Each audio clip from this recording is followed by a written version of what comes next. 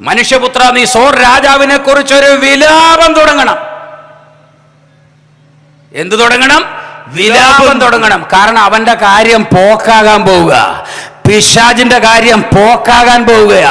ലൂസിഫറിന്റെ കാര്യം പോക്കാകാൻ പോവുകയാ.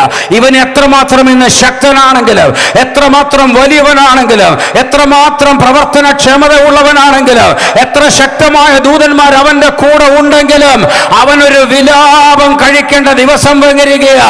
അവന്റെ നാശത്തിന്റെ ദിവസം വരികയാ. അവന്റെ പരിപൂർണ നാശത്തിന്റെ ദിവസം വരികയാ. അത് പരിശുദ്ധാത്മാവ് കണ്ടുകൊണ്ടിരിക്കുകയാ.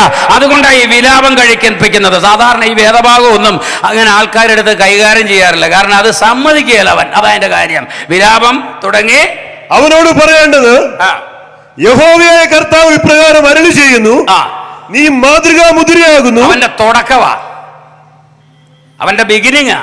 നീ മാതൃകാ മുദ്രയാകുന്നു. ആ വാചകത്തിന്റെ അർത്ഥം എന്താണെന്ന് അറിയാമോ?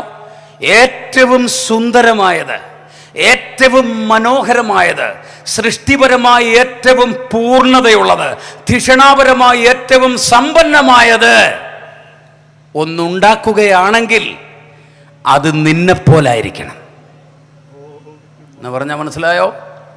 നിന്നെപ്പോലെ സൃഷ്ടിപരമായി പൂർണ്ണതയുള്ള വേറൊന്നുമില്ല. സ്തോത്രം. അവൻ സൃഷ്ടി മാത്രമാണ്. Price the Lord. അപ്പം നിങ്ങൾ വിചാരിക്കും, അപ്പം കർത്താവിനോ? കർത്താവ് സൃഷ്ടിയല്ല, അവൻ ദൈവമാണ്.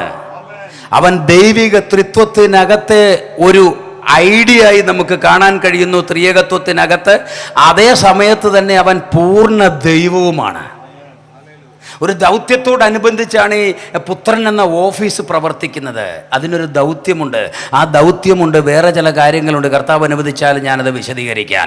പുത്രത്വത്തിൻ്റെ പുത്രത്വത്തിൻ്റെ ആ പദവി എന്ന് പറയുന്നത് ചില ദൗത്യങ്ങളുമായി ബന്ധപ്പെട്ട കാര്യമാണ്. അത് നിവർത്തിക്കാൻ വേണ്ടിയുള്ളതാണത്. Praise the lord. സ്തോത്രം. എന്നാൽ അവൻ പരിപൂർണ ദൈവമാണ്. അവൻ ദൈവിക പൂർത്തിയുള്ളവനാണ്. ദൈവത്തിൻ്റെ സകല സമ്പൂർണതയും അവനിലല്ലോ ദേഹരൂപമായി വസിക്കുന്നത് എന്ന് തിരുവചനം നമ്മളെ പഠിപ്പിക്കുന്നു. അപ്പോൾ ഇവൻ സൃഷ്ടിയിൽ ഏറ്റവും പൂർണ്ണതയുള്ളവനാ ലൂസിഫർ. വായിക്കാം. നീ ജ്ഞാനസമ്പൂർണനും. നീ ജ്ഞാനസമ്പൂർണൻ. സർവജ്ഞനല്ല, ഒംനിസയന്റ് അല്ല, അത് ദൈവം മാത്രമാണ്. എന്നാൽ ഇവന് അറിയാവുന്ന അറിവുകളുടെ കാര്യത്തിലൊക്കെ പൂർണ്ണതയുള്ളവനാണ്. സൃഷ്ടിക്ക് എത്രമാത്രം അറിവുണ്ടാക്കാൻ പറ്റും, അതിന്റെ പൂർണ്ണതയാണ്. വായിക്കാം. സൗന്ദര്യസമ്പൂർണൻ. സൃഷ്ടിക്ക് എത്രമാത്രം സുന്ദരമായിരിക്കാൻ കഴിയും, അതിന്റെ പൂർണ്ണതയാണ് അവൻ. നീ ദൈവത്തിന്റെ തോട്ടമായ ഏദനിലായിരുന്നു. നീ ദൈവത്തിന്റെ തോട്ടമായ ഏദനിലായിരുന്നു. അത് കുറച്ച് സങ്കീർണമായ വിഷയമാണ്. ആദാമിന് മുമ്പ് ഭൂമി ഉണ്ടായിരുന്നു. അല്ലാതെ ആദാമിനെ ഉണ്ടാക്കാൻ വേണ്ടി മാത്രം ഉണ്ടാക്കിയതല്ല ഭൂമി. ദൈവം ആദിയിൽ ആകാശവും ഭൂമിയും സൃഷ്ടിച്ചു. ആദിയിൽ ദൈവം. അതിനുശേഷം ഭൂമി പാഴും ശൂന്യവുമായി തീർന്നു. പാഴും ശൂന്യവുമായി തീർന്നതിന് മുൻപുള്ള കാലഘട്ടങ്ങളിലെ ഭൂമിയിലെ അധിവാസത്തെക്കുറിച്ച് അവിടെ പറയുന്നു. അതൊക്കെ വിശദീകരിക്കാൻ വേറെ ഒരുപാട് കാര്യങ്ങൾ എടുക്കേണ്ടതുണ്ട്. അങ്ങോട്ടൊന്നും ഞാൻ തൽക്കാലം പോകുന്നില്ല. അത്തരമൊരു കാലഘട്ടത്തെ നോക്കിയാണ് നീ ദൈവത്തിന്റെ തോട്ടമായ ഏദനിലായിരുന്നു. മനുഷ്യനെ സൃഷ്ടിച്ചാക്കുന്നതിന് വേണ്ടി ദൈവം പറയുന്ന പ്രയോഗം, ദൈവം കിഴക്ക് ഏദനിൽ ഒരു തോട്ടമുണ്ടാക്കി എന്ന. അപ്പൊ ഏദൻ വേറെയാണ്, അതവിടെ ഉണ്ട്, അല്ലെങ്കിൽ അതിന്റെ സ്ഥാനം അവിടെ ഉണ്ട്. Price the lord. സ്തോത്രം. ജലപ്രളയത്തിൽ നശിച്ചുപോയ ഏദന്റെ സ്ഥാനം അവിടെ ഉണ്ട്. ആ ഏദന്റെ സ്ഥാനത്ത് ദൈവം മനുഷ്യന് വേണ്ടി ഒരു തോട്ടമുണ്ടാക്കി. ആദ്യത്തെ ഏദൻ ഇവന്റെ കൈവശം, ഈ ലൂസിഫറിന്റെ കൈവശമാ. നീ ഏദനിലായിരുന്നു. താമ്രമണി, പീതരത്നം, വജ്രം, പുഷ്പരാഗം, ഗോമോദകം, സൂര്യകാന്തം, നീലക്കല്ല്, മാണിക്യം, മരതകം മുതലായ സകല രത്നങ്ങളും നിന്നെ മൂടിയിരുന്നു. 9 രത്നങ്ങളുടെ കാര്യമേ അവിടെ പറഞ്ഞിട്ടുള്ളൂ. പക്ഷെ ആ 9 രത്നങ്ങൾ തുടങ്ങി എന്തെല്ലാം രത്നങ്ങളുണ്ടോ അവയെക്കൊണ്ട് മുഴുവനുമാണ് നിന്നെ സൃഷ്ടിച്ചിരുന്നത്. അപ്പൊ കല്ല് പെറുക്കി അടുക്കി വെച്ച് ഉണ്ടാക്കിയതുപോലെ, രത്നം കല്ലാണല്ലോ, ഫ്ലെക്സിബിൾ അല്ലാത്ത കല്ലാണല്ലോ, വഴക്കമില്ലാത്ത മയമില്ലാത്ത കല്ലാണല്ലോ. ഈ കല്ല് പെറുക്കി അടിച്ച് സിമെന്റ് തേച്ച് ഉണ്ടാക്കിയതുപോലെ ഒരു രൂപമാണെന്ന് ധരിക്കരുത്.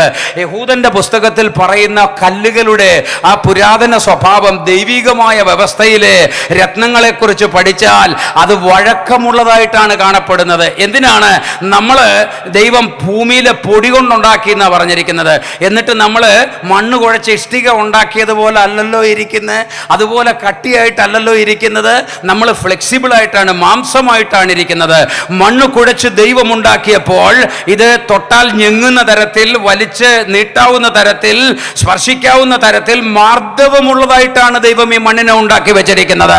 എന്ന് പറഞ്ഞതുപോലെ ദൈവം ഇവനെ തീർത്തപ്പോൾ രത്നക്കല്ലുകൾ കൊണ്ട് അവനെ തീർത്തിട്ട് ആ രത്നക്കല്ലുകൾ സ്പർശിക്കുമ്പോൾ മാർദ്ദവമുള്ളതായ നിലയിൽ അറിയപ്പെടത്തക്ക വിധത്തിൽ, എന്ന് പറഞ്ഞാൽ അവന്റെ ശരീരത്തിൽ നിന്ന് പലതരത്തിലുള്ള രത്നങ്ങളുടെ പ്രകാശം പുറപ്പെട്ട് വമിച്ചുകൊണ്ടിരിക്കുകയാ.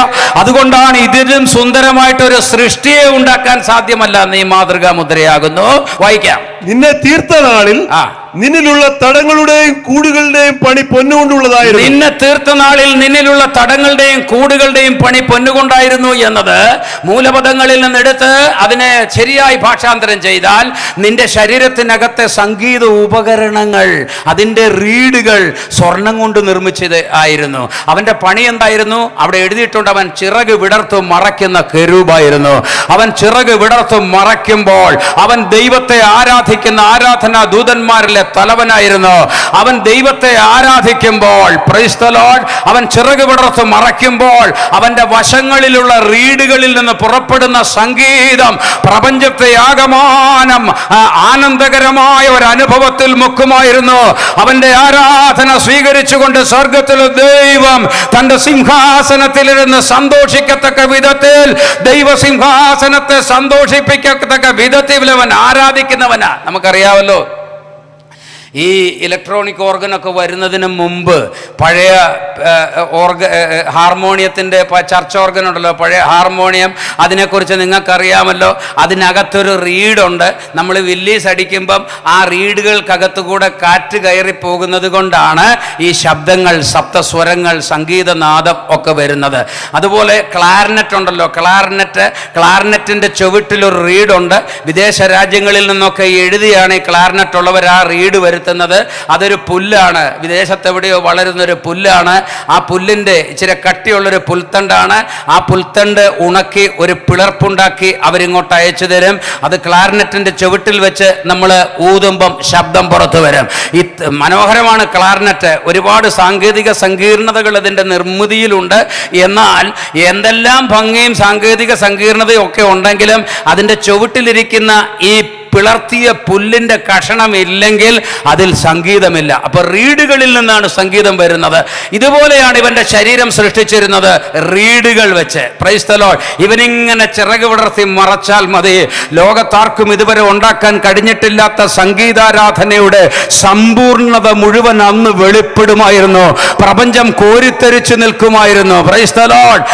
നിന്നിലുള്ള തടങ്ങളുടെയും കൂടുകളുടെയും പണി പൊന്നുകൊണ്ടായിരുന്നു. ഞാൻ ഈ പറയുന്നത് എത്ര വലിയ പദവിയിൽ നിന്നാണ് അവൻ തീർന്നു പോയതെന്ന് നമ്മൾ അറിയണം. വായിക്കാം. നീ ചിറക് വിടർത്തി മറയ്ക്കുന്ന കെരൂബാകുന്നു. നീ ചിറക് വിടർത്തി മറയ്ക്കുന്ന കെരൂബാകുന്നു. അത് ആരാധനയെ ഉദ്ദേശിച്ചാണ്. ഞാൻ നിന്നെ വിശുദ്ധ ദേവപർവ്വതത്തിൽ ഇരുത്തിയിരുന്നു. ഞാൻ നിന്നെ വിശുദ്ധ ദേവപർവ്വതത്തിൽ എന്ന് പറഞ്ഞാൽ അവന് ദൈവം ഒരിടത്ത് ഒരു അപ്പോയിന്റ്മെന്റ് കൊടുത്തിരുന്നു.